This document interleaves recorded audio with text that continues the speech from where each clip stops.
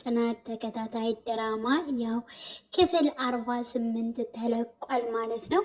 ሁላችንም በጉጉት ስንጠብቀው ነበር፣ ተለቋል። እንዲሁም ደግሞ የኪራ አባት እንዳለው አዲሷ ወይንም ደግሞ ከኪራ ጋር አብረው እንዲሆኑ ወይንም ቤተሰብ እያጨለት ልጅቷ መታለች ማለት ነው። በነገራችን ላይ የመጣችው ከነኪራ ቤት ምን እንደምትሰራና ምን እንደምታደርግ እንኳን ሳይነገራት ነው። እሷ ምንም የምታውቀው ነገር የለም። ዝም ብላ ነው የመጣችው ማለት ነው።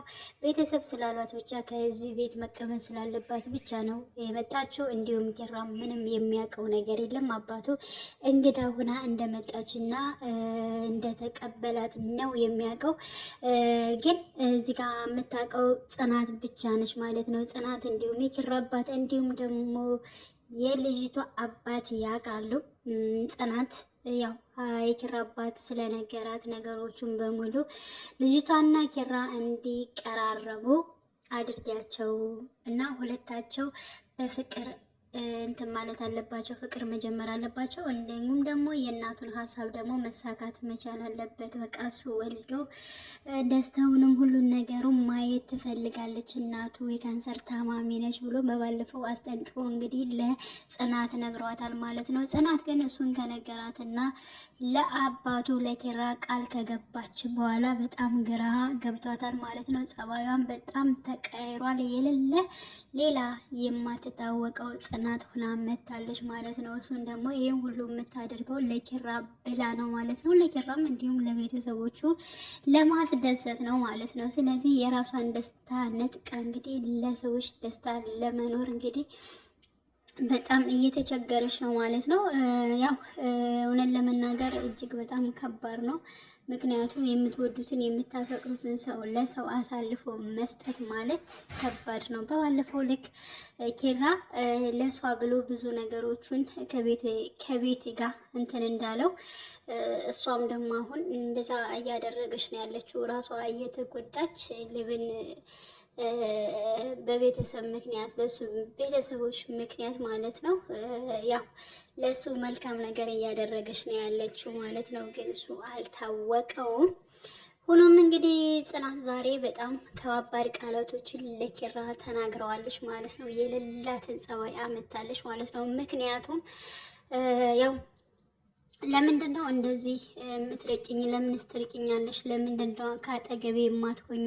መጀመሪያ ለምንስ ወደድሽኝ? አሁንስ ለምን ራቅሽኝ? በማለት እንግዲህ ኪራም ጠይቋት ነበር።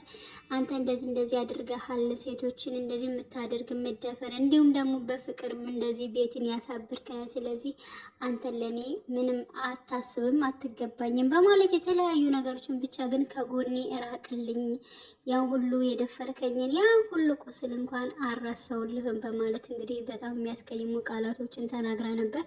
ኪራም በጣም ስሜቱን ተቆጣጥሮ ከአቅሙ በላይ ሆኖበት እንግዲህ በጥፊ መቷታል ጽናትን ማለት ነው። ከመታት በኋላ ከቤት ወጥቶ ሊጠጣ ተናዶ ወጥቷል ማለት ነው። እንዲሁም ደግሞ የመጣችው ልጅ ደግሞ እንግዲህ ከኪራ ሳይሆን እኔ ስገምተው እኔ እንዳየሁት ወይንም ደግሞ ከሆነ ከናሆሚ ጋር ፍቅር ሳይዛት አይቀርም ማለት ነው። ስለ ናሆሚ በጣም ጥሩ ልጅ ነው፣ መልካም ልጅ ነው። ጸባዩ ግን እንዴት ነው ብላ እንግዲህ መራዊትን ጠይቃት ነበር። መራዊትም ደንገጥ ብላ ማን ነው? ናሆሚን ነው በማለት እንግዲህ አዎ ናሆሚን አለችው። አዎ ጥሩ ልጅ ነው በማለት እንግዲህ ተደናብራ ራሱ ከፊቷ ዘወር ብላለች ማለት ነው። ስለዚህ ልጅቷ ያተኮረችው ወደ ናሆሚ ነው ማለት ነው። ያ ማለት እንግዲህ ናሆሚን ሳትወደው ሳታፈቅረው አትቀርም። ግን ደግሞ በዛሬው ዕለት ደግሞ ናሆሚና እንዲሁም ደግሞ ሙሩ ስለ ፍቅር አውርተው ነበረ መቀጠል እንዳለባቸው እና እስኪ እንዳፈረው ፍቅርን እንጀምረው በማለት እንግዲህ ናሆሚ ጠጋ ሲላት እንግዲህ ልጅቷ እንዳጋጣሚ መታ ነው ያቋራጠቻቸው ማለት ነው። ስለዚህ ያው ምሩ ጠበቅ አድርጋ ናሆሚን ብትይዘው ብዬ ሀሳብ እንትን እላለሁ ማለት ነው። እና እንግዲህ ቀጣይ ፓርት ምን ይሆናል፣ ምን ይከሰታል የሚለውን ደግሞ ሁላችንም በጉጉት የምንጠብቅ ይሆናል። በያላችሁበት ሰላማችሁ ይብዛ። ለቤት አዲስ የሆናችሁ አሁንም የደውል ምልክቱን በመጫን ቤተሰብ የሆኑ ለማለት እወዳለሁ። ቤተሰብ ያደረጋችሁኝም እጅግ በጣም አመሰግናችኋለሁ።